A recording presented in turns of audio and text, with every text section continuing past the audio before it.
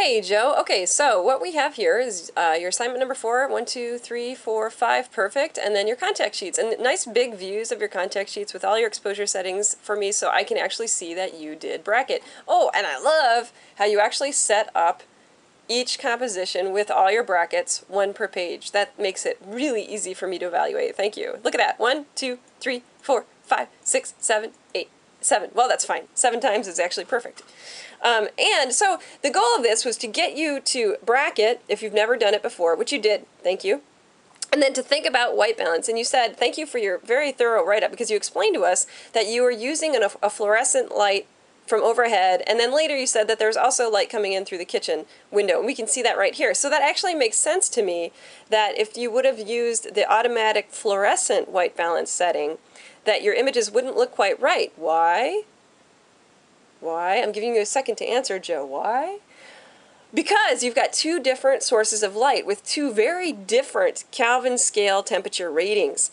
The fluorescent light is going to be quite high on the Kelvin scale. The fluorescent light's going to be up above 5,000, probably almost in 6,000, whereas the light coming through the window, depending on what time of day it is, should be considerably warmer. And so you have the problem of balancing your whites because you have two different light color sources, so you're going to have two different colors of white affecting the image. And it looks like on auto, your camera did a reasonable job kind of compensating for that. Best case scenario for this assignment, students have a camera where they can go in and manually set a very specific Kelvin temperature white balance. And so they can come up with their own compensatory choice setting.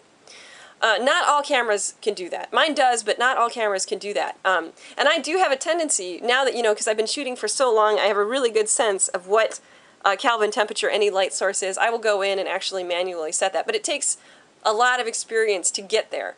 In the meantime, you just have to start learning what the Kelvin value of any particular light source is. Remembering that daylight in the middle of the day is high on the Kelvin scale. It's about 5,500. And then as we get further from the middle of the day, either earlier in the morning or later at night, it starts to dip down into the 4,000s, then the 3,000s. And then light, when it feels, in quotes, cool to us, is very high on the Kelvin scale. It's going to be 6,000 fluorescent lights, for instance. But then incandescent lights, even the soft white ones, will always feel a bit, in quotes, warm to us, and they're going to be down toward 3,000s. Now, in the vein of like, do something that feels nostalgic. Nostalgic is, of course. I actually decided I better look it up before I say, of course. Nostalgia means to yearn for the past in a way that's sort of idealized. So it's looking fondly in the direction of your memories. Now, and we read in the lecture that people respond well. They have sort of better emotions in light of the lower Kelvin. Lower on the Kelvin scale, so like 4,000, 4,500 or below. And so we would expect you to balance these images more on the warmer side of things, which I would say more or less you did, because we see here that like this white ground, which is probably like kind of a light gray, has sort of an orangey hue to it.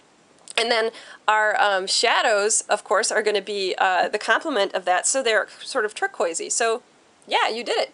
Thank you. I think this is fine. My only real feedback would be for just watch compositionally. I see that you're trying to make these really simple, and I think you're purposely making the shadows as compositionally important as the mugs, and so yay for that. Very smart. But watch little things like that, that creep into your image.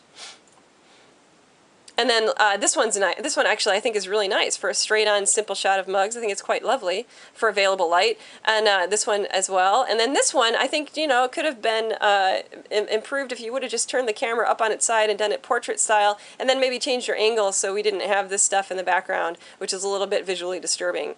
But that's about it, for available light, not too shabby. You could have gotten closer, you could have gotten closer with your camera so that you would have been more like this.